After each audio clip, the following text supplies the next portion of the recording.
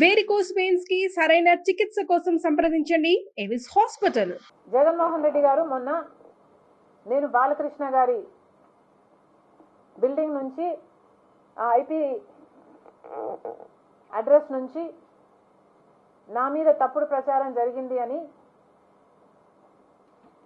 Case పెట్టాను, కావాలంటే నా మాటల్లోనే వినండి అని జగన్మోహన్ రెడ్డి గారు చాలా ఎంటర్టైనింగ్గా ఒక వీడియో క్లిప్ని కూడా అందరికీ చూపించడం జరిగింది. చాలా సంతోషం. మీకు నిజంగానే చెల్లెల మీద ప్రేమ ఉండుంటే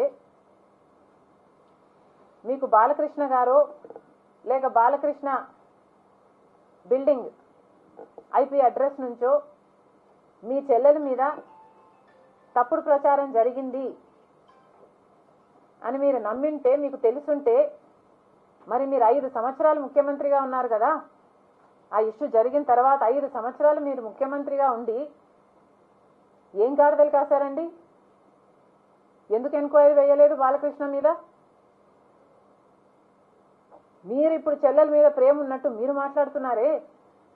మీకు నిజంగానే చెల్లెల మీద ప్రేమ ఉంటే ఏ ఇష్యూ అయితే బాలకృష్ణ బిల్డింగ్ నుంచి అప్పుడు జరిగిందో ప్రభాస్కు నాకు సంబంధం ఉంది అని, అదే ఇష్యూని గత 5 సంవత్సరాలలో మీ సైతాన్ ఇలా జరిగింది, నా మీద తప్పుడు ప్రచారం జరుగుతుంది అని ఏ రోజైతే కేసు పెట్టానో ఆ రోజే నేను ప్రభాస్ అన్న వ్యక్తిని ఇంతవరకు చూడలేదు అని చెప్పాను.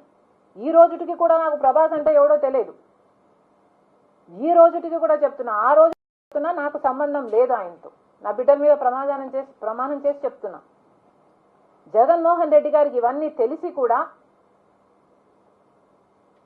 నాకు క్యారెక్టర్ లేనట్టు, నాకు ఆయనతో సంబంధం ఉన్నట్టు గత 5 సంవత్సరాలలో మీ సైతాన్ సైన్యం చేత ప్రాపగండా చేయించలేదా?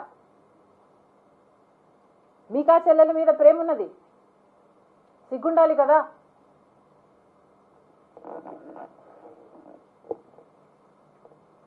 మళ్ళీ నా వీడియోనే ప్లే చేసి మళ్ళీ ఆయనకు మైలేజ్ వచ్చేటట్టు వాడుకుంటున్నారు.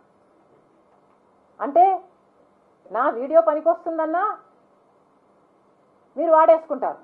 సో మీరు చెల్లెల్ని వాడేసుకుంటారు, మీరు తల్లి మీద కేసైనా పెడతారు, మీరు నాన్న పేరుని సిబిఐ ఛార్జ్ షీట్లో అయినా చేర్పిస్తారు. మీరు ఏమైనా చేయగలరు, మీకు మీరే సాటి సార్.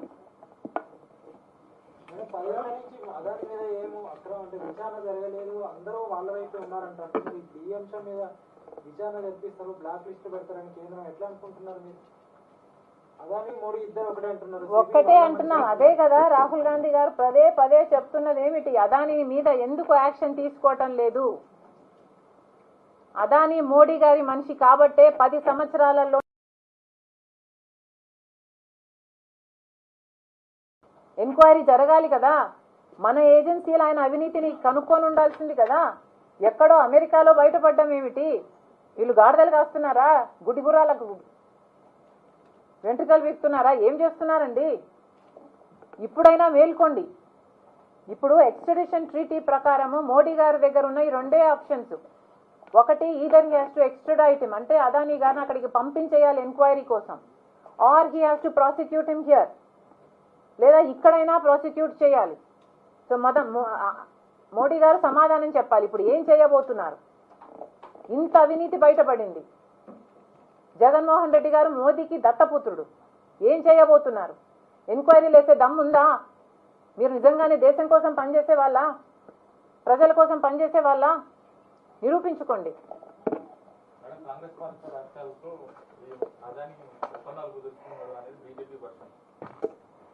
అమ్మా,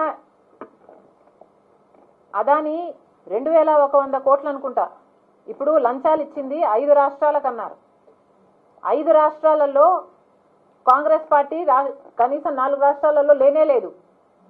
రాజస్థాన్లో అయినా ఇంకో చోటైనా ఇదే సోలార్ పవర్ అగ్రిమెంట్లు అదాని కుదుర్చుకున్నాడు ఇంతకు ముందే. ఇది గోబల్స్ ప్రచారం కాకపోతే ఏమిటి?